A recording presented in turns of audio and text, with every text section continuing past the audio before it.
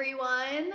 My name's Karen Zagans, and I'm the director and flute faculty member for Z-Tunes Music. I'm excited today to welcome the Atlanta Symphony Orchestra trumpet player, Stuart Stephenson, as our clinician today. Stuart Stephenson joined the ASO as principal trumpet at the beginning of the 2013-14 season. He has also been a guest musician with the Los Angeles Philharmonic, the New York Philharmonic, National Symphony Orchestra, and the Kansas City Symphony. Stuart is on the faculty at the Aspen Music Festival and School and has performed at the Sun Valley Summer Symphony, Grand Teton Music Festival, and mainly Mozart Festival in San Diego. He is also on faculty at Emory University and Georgia State University, in addition to maintaining a private teaching studio. So for today's clinic, we're going to stay on mute while Mr. Stephenson works through the trumpet audition excerpts. I suggest you have your copy of the excerpt and a pencil ready to make notes. You can type in any questions into the chat box and we'll ask them at the end of each excerpt.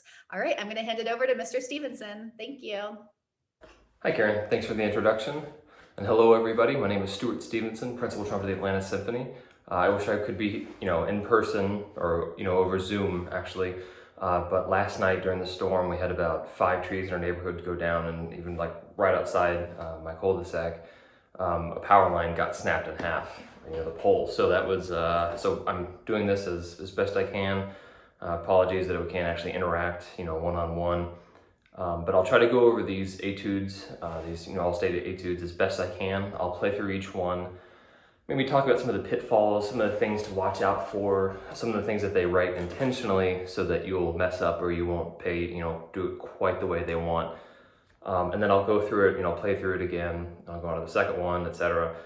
Then maybe just talk about a couple general topics that I think will help these etudes, but also your own personal playing. So I'll get started with the Adagio Espressivo.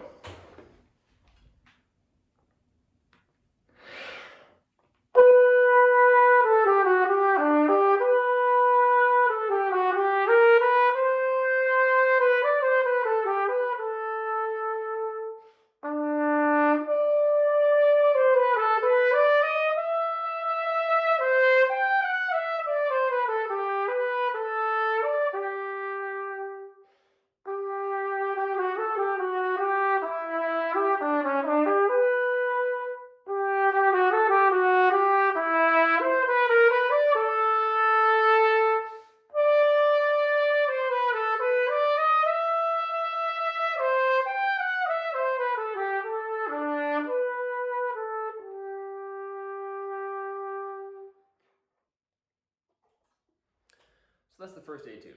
And as you heard, maybe that last measure I didn't tone quite hard enough, which is why it came out a little soft.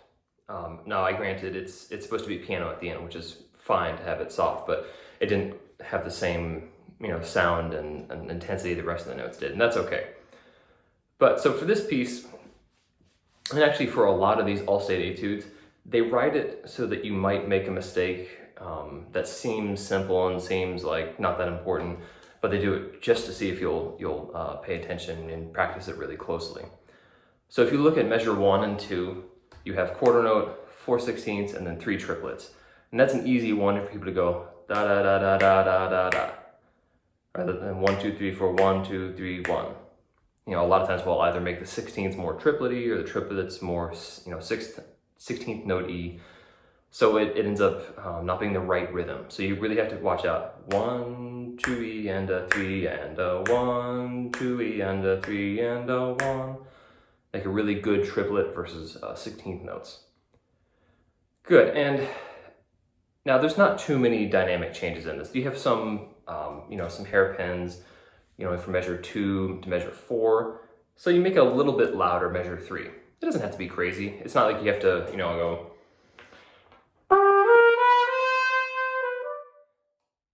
No, that's just going to be a little bit too in your face, too aggressive.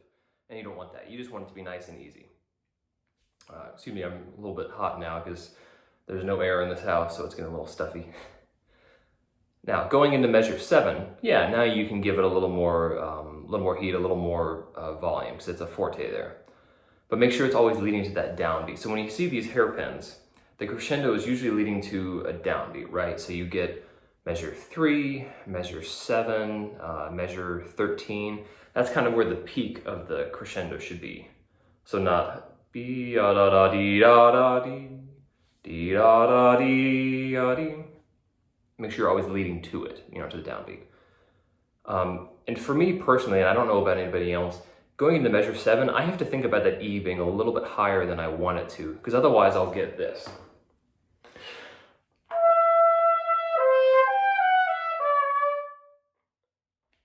And I'll hit the E wrong. So I even had to write on my part here a little arrow pointing upward, just a B-A-D-A-T, a little bit higher on the E. I think it sits kind of weird there. Okay, good. So going into the double bars, measure 9, there's something that it's easy to mess up, and that's when you have multiple notes on the same partial or same fingering.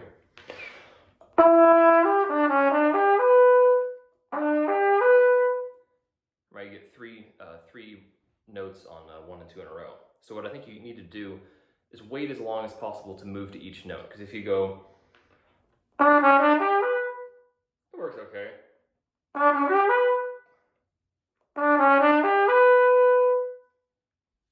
You have more time on the 16ths than you kind of think you do. Don't rush through them, because if you rush through it, it's going to be really difficult to get all that lined up. Now another thing that I think, everybody's different, everybody breathes differently, everybody's different lung capacities. But for me personally, I take a breath right before the double bar, and then the next time I breathe is the end of measure 12.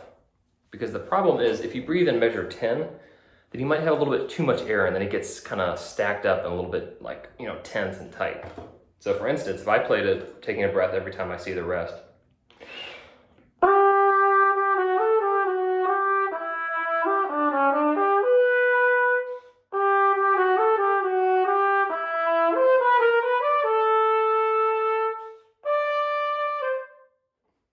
I can play through it, it's fine.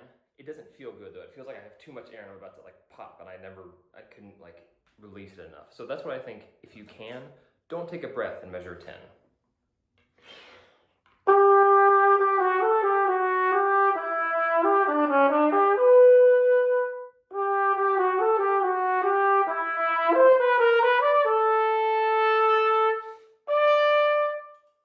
So then when you take a good breath in measure 12, the loud stuff and the fortes will come out better. Now another little thing is, a lot of times we'll have crescendos going through a rest, and it's kind of hard to figure out how to do that. Now I think the best way to think about that is pretend like you were playing through the rest. So B-da-da-da-da, and already that E is going to be louder than what you left off with the B, right? Now it's not always easy to do, but I think as long as you're remembering that, even maybe put your crescendo, draw it in there going through your, through the 8th rest. And then let's see, measure 12, 13, 14, 15, B-A-D. When you get to that D, make sure that's still the same volume kind of as the A, the G sharp, and the F sharp. Because you don't want to be all of a sudden,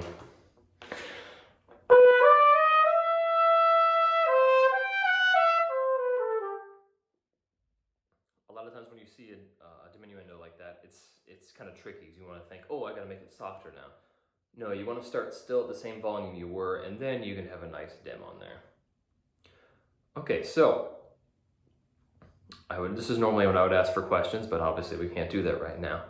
So, for anybody who's watching, please, if you do have questions, feel free to let Karen know, and she can pass along my email or my phone. You can email or text me, and I'll try to help as much as I can. Because these are nice little pieces, but they can be tricky in their own way. And if I didn't cover anything quite well enough, or if I said it in a way that maybe you don't quite understand, I'll be happy to try to clarify that. So I'm going to play this through once more, and then I'll move on to the second etude.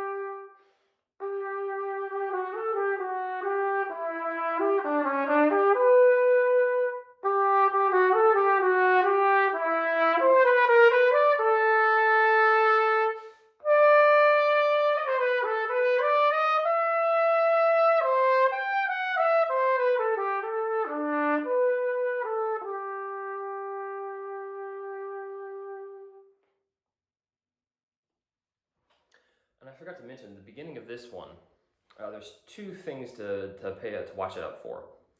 Having a nice breath is the first one. And so we think of this, okay, it's adagio, it's kind of nice and pretty and pleasant. You're not going to take a really aggressive breath like you might for the second one. You're not going to go... Even you heard me do that. That didn't feel good at all. So you got to take the right breath for the right piece. So this is nice and gentle. So I'm trying to think, basically doing it 1/4 beat breath. So 1, 2, dee da da dee da. So you make sure you're matching your breath for the style of the piece you're going to be playing. Now for the second piece, obviously that's going to be different. You're not going to take... You can make it work, but your body doesn't like it because it's a little bit too, it goes against what your brain is expecting and what your face is expecting. And the second thing I wanted to mention about the first one, sort of in relation to the second one, is fortes are not equal, right? So the first one, you have a forte. It's a different kind of forte than the forte in the second piece. So it's loud still, but the second piece is a little more aggressive, right? A little more articulate. So make sure it's not just like loud as just like, slamming into the wall. It can have a character to it. So when you're playing through this first one, try to think, this is nice, this is pleasant. I want the listener, the judges, to just enjoy what I'm playing. Now the second one is a little more active, a little more exciting. You want them to be like, ooh, what's happening? They obviously know the piece very well and they'll have heard way too many versions of them. But you just want to make it sound different. Good, so now talking about the second piece, I want to play through it and then I'll work through it.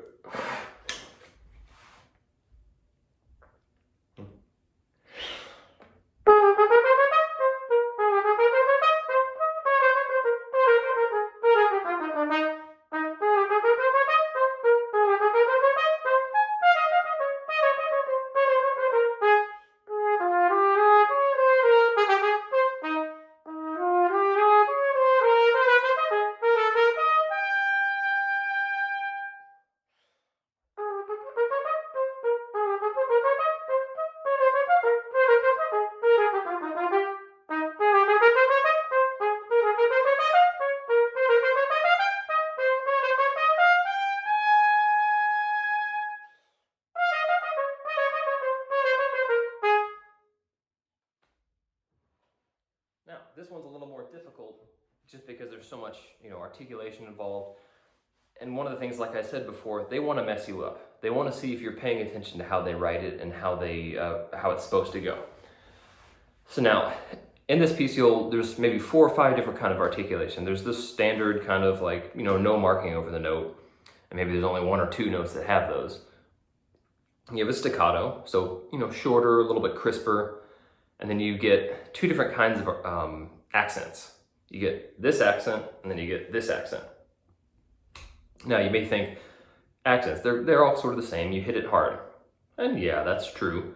But there are different ways to hit it. So these guys are a little more like a slap or if you've been in a marching band or a band class and the drummer behind you takes a stick and goes whack on the edge of the snare or something like that, it makes a really nice crack.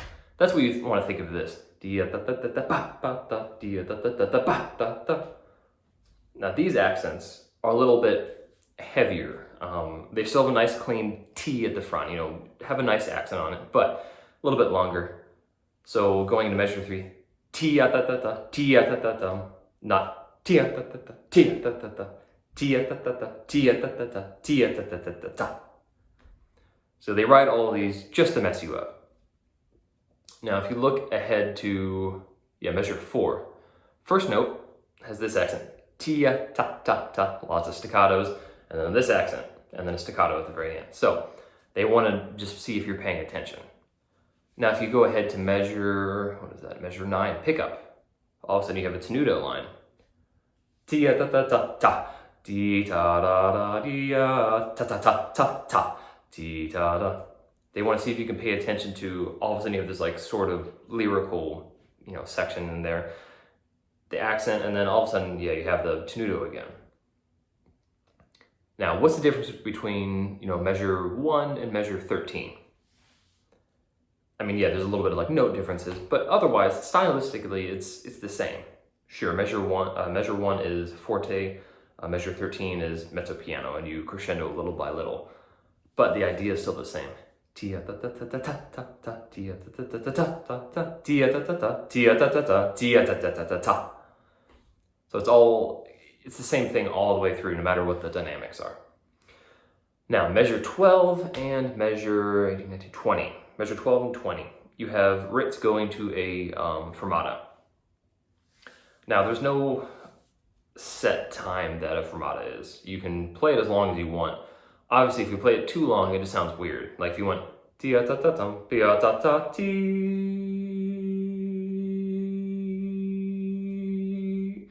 that'd be wrong. But you just don't do tia ta ta ta tia ta ta ti, because then it sounds like you forgot something. So just a little bit of a writ there.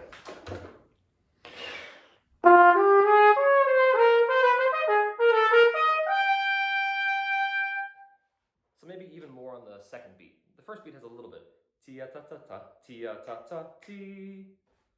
Just take your time. There's no one right way to do it. There's plenty of wrong ways, I guess, but as long as you make it sound believable and you make it sound like you and you're like, this is how it goes, judges won't care. They may have an idea in mind about what they like, but if you play it well and you play it convincing, they're not going to care.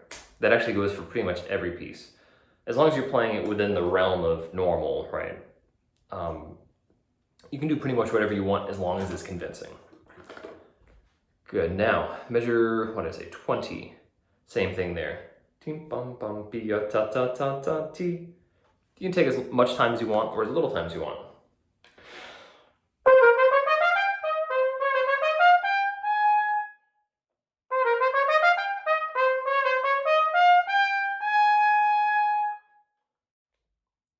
Now, both of those may sound wrong to you, and you have to figure out which one feels right.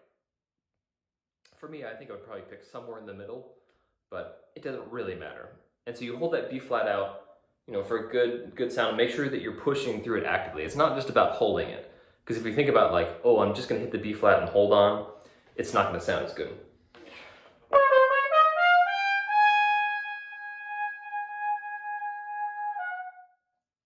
And then something like that could happen. No, you want to push all the way through, almost like there's a little invisible crescendo.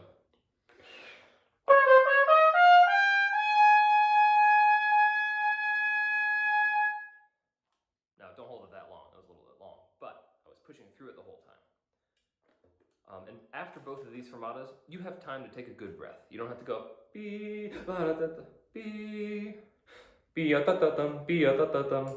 because you're in charge of setting the time. So as long as you get a good breath in, and as long as you don't take too much time, it's great. Take your time, feel good about it. Because I know from when I did these auditions and then when I have, professional auditions, they suck, right? It's not fun. And you're usually a little bit maybe amped up, maybe you're a little too excited. So take your time. Make sure you get a good breath in to help calm yourself down. Because you're almost there, right? You have 2 measures left. Calm yourself down, finish it out strong. Let's see if there's anything else. Now, so the name of the game on this one is paying attention to the articulations. So you get 4 or 5 different kinds. Try to demonstrate it as much as possible.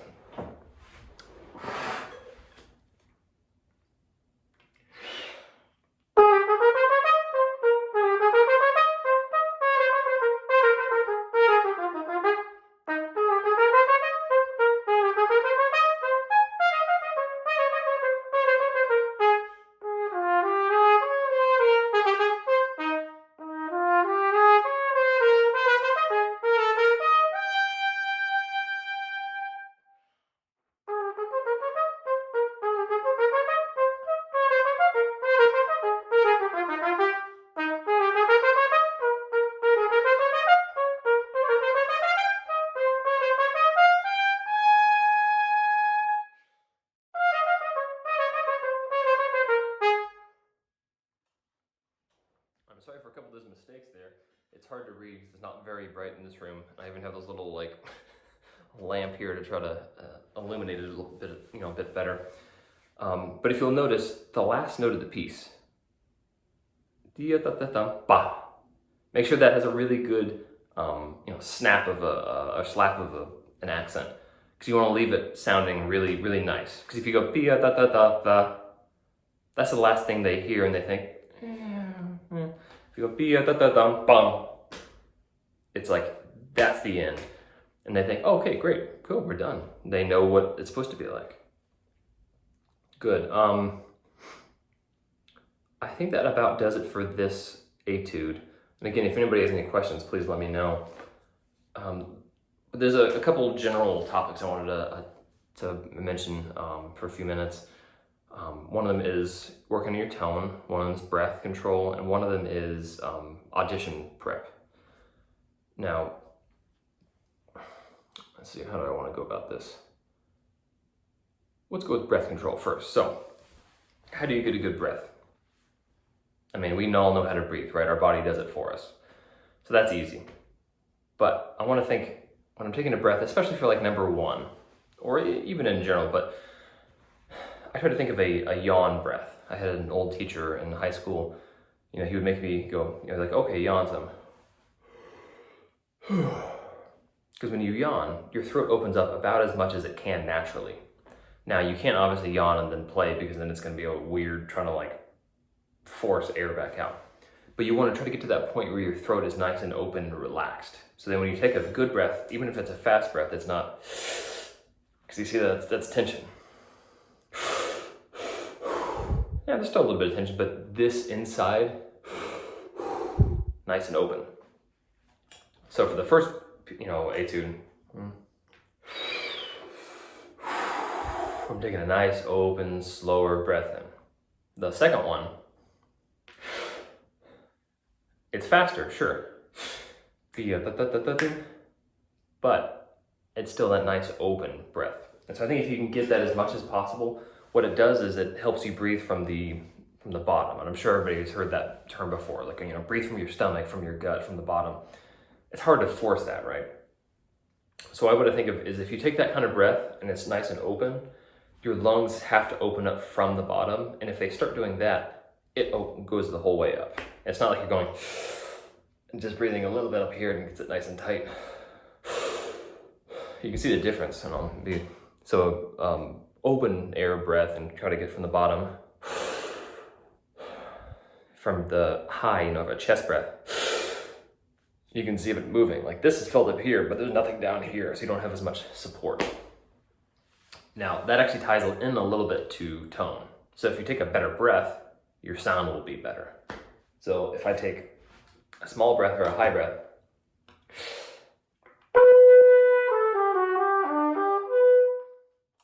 it's fine, it's the right notes.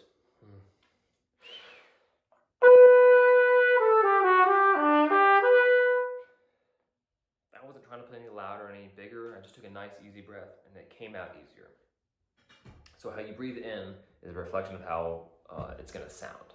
So make sure you breathe well and breathe for the style of the piece. Piggybacking on that for tone, it starts from up here and here, trying to get these two connected. Because if you say, I want to have the biggest sound on the earth, but you don't think about that while you're playing, it's not going to happen. Your body will kind of take what you want it to and just run with it. So you think, okay, I want to have this nice big sound. You can't go, that's not going to work. That's maybe too big for what you can do or too big for your horn. But start from up here. Have a player that you like, how they sound. It doesn't even have to be a trumpet player. It could be any kind of player. It could be a musician, anyone who has a tone or a sound that you're like, yeah, I like that. I want that in my sound. Think about that while you're playing. Now, you're never going to exactly sound like them, and that's fine. But as long as you're trying to do it, you're trying to think about it, your sound will improve. And the last thing I want to talk about is a little bit is audition prep. Like I said, auditions suck. I know, very much. I've dealt with them my whole life. Now, how do you make them easier? Realistically, all you can do is do more of them, right? But it's not like you can do as many all-state auditions as you want. You don't get that option. Now, what you want to do is what we call mock auditions. So just making it seem like you're getting to the stage and you're playing the piece. Just so when you get there for the real, it's not like, oh no, I've never done this before, I don't know what it feels like. So play for your parents, even if they're not musicians. It doesn't matter. Say, hey, I'm gonna come in. I don't want you to say anything, or say next audition candidate number 14, come on in, and go in and just play it down for them. And that's the best thing you can do, because or if you don't get nervous in front of your parents or your friends, before you go and play, do some jumping jacks or some push-ups or something, just to get the heart rate going. So that when you get in there, you can think, okay, I got to calm down. Try to get comfortable with that. And that's what professionals do too when we're doing auditions or playing concertos or things, big pieces. We play for other people because we want to get comfortable performing. And for auditions, you have to get comfortable auditioning. And honestly, that's the best way to do it. So learn how to get your heart rate up a little bit if that normally happens to you. For a while, I used to get dry mouth, and then that went away, luckily. But if you have dry mouth, one of the things you can do is basically you rub your tongue against the top of your the tooth, and it creates some saliva, so you don't have to think about that. Now, if you don't have dry mouth, great. It's something that happens sometimes, but make sure you're hydrated beforehand. And just get comfortable trying to do all the auditions. Even if you don't really want to do too many of them, or you're afraid that you don't want to play in front of too many people, at least do maybe your parents or your friend or a brother or sister. It doesn't really matter. Or if you get really bored, go outside and see if there's a neighbor who's just sitting out and be like, hey, I want to play something, and they'll probably be like, don't do it, and just do it. Get comfortable with it. And that's really it. And I know there's no easy little things that can make auditions better or make these pieces better. You just kind of have to work at it and pay attention to what's written, because they're trying to make sure, they're trying to see if you actually paid attention while you were practicing. And again, so if anybody has any questions, feel free to let me know, or feel free to let Kara know, and she can pass along my email or my phone number, and I'll do my best to help out. And I wish we'd be able to interact, tonight, and you could type in questions, and I'd do my best to answer them. But there's no power, there's no fans. I'm gonna have to go through my refrigerator and eat everything that's gonna go bad before tomorrow. So I hope we're all doing well. Hope you're staying safe, and thanks for joining me, and good luck at your audition. You're gonna do great. Take care.